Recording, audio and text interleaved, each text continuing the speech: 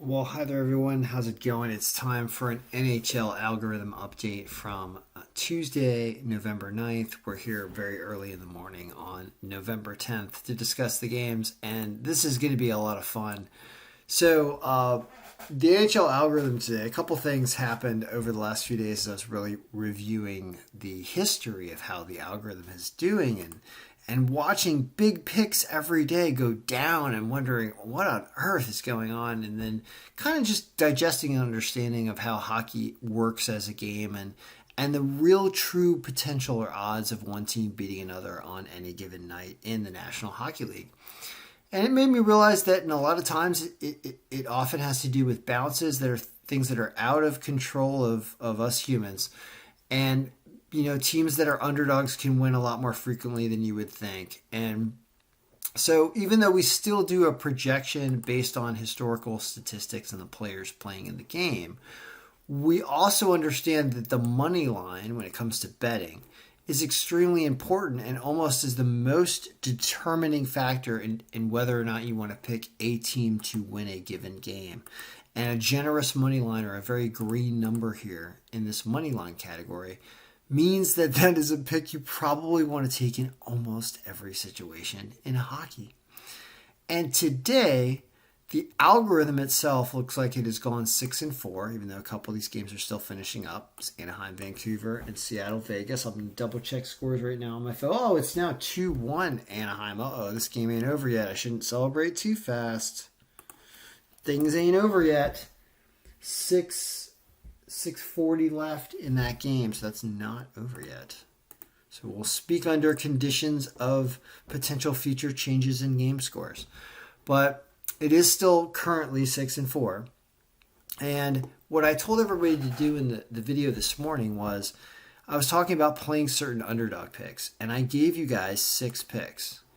I said Ottawa at plus 245, LA at plus 130, Carolina at plus 110, San Jose at plus 205, Anaheim at plus 134, Detroit at plus 150.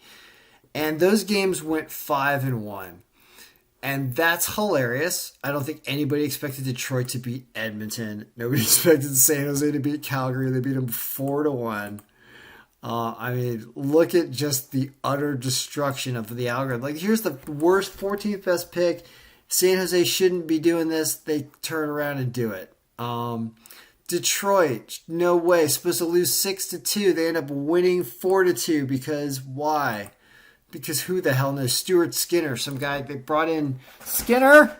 They brought in Principal Skinner to play goaltender for Edmonton, and he lost to Detroit. I don't know what happened.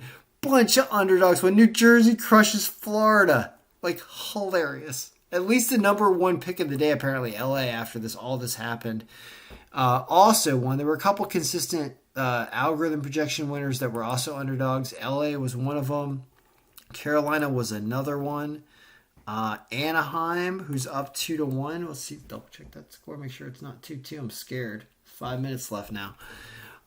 Scared Anaheim's going to blow it.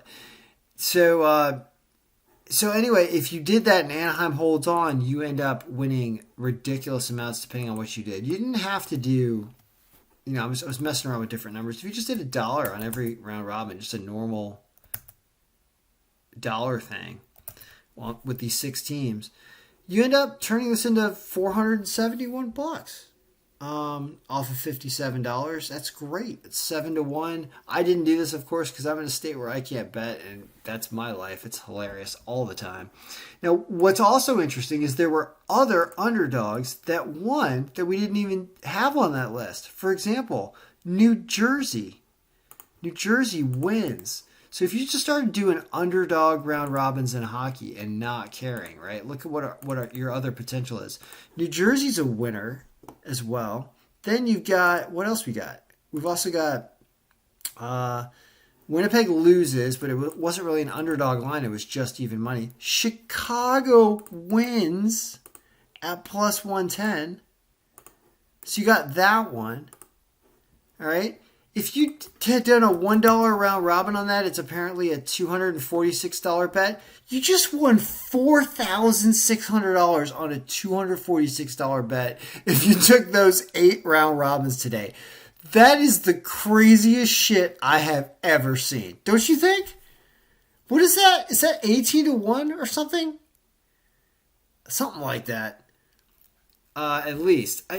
That is crazy. And that is apparently what you could now. Obviously, Seattle might lose, so you could have had Seattle in there. But so what? Let's do that. Actually, let's pretend that you took Seattle because they were also an underdog, right? Instead of one of the winners, to show you like what's reasonable. Let's get this out of there. To show you what else could have happened. Let's say that instead of you were like, Detroit's not going to beat Edmonton. I'll put Seattle here instead, and Seattle lost, but you made the same $246 bet. You still won $1,100 today. Like, oh my God, right? So, all right. So this simulation and this showing of the results, assuming Anaheim, whoops, let's not do this. Assuming Anaheim holds on, I'll get rid of the round robin, is craziness, and it just reinforces what I was talking about this morning, which was the fact that hockey's a game of bounces, and it seems like underdogs are a great bet in a lot of ways. So what we'll do tomorrow is we'll also analyze this and put together the best underdog lines, because there was something to be said about staying away from Winnipeg at 100 that really helps your round robin. Because if you put Winnipeg in there because they look like they might win at this line and they lose on this round robin, which is we lost it. Never mind. I got too much going on. It was a super interesting day. Point is and the algorithm showed some good things, and also the fact that apparently just betting on underdogs, like someone who told me that, who I trusted about betting, said to do, resulted in ridiculous payout on a day like today, and that is it's just freaking crazy. So I figured I'd do a video about hockey. Next, I got to do a video about college basketball, and that's another whole disaster. I shouldn't say disaster. There's just a lot of work to do there, but it's really interesting what's happening there as well.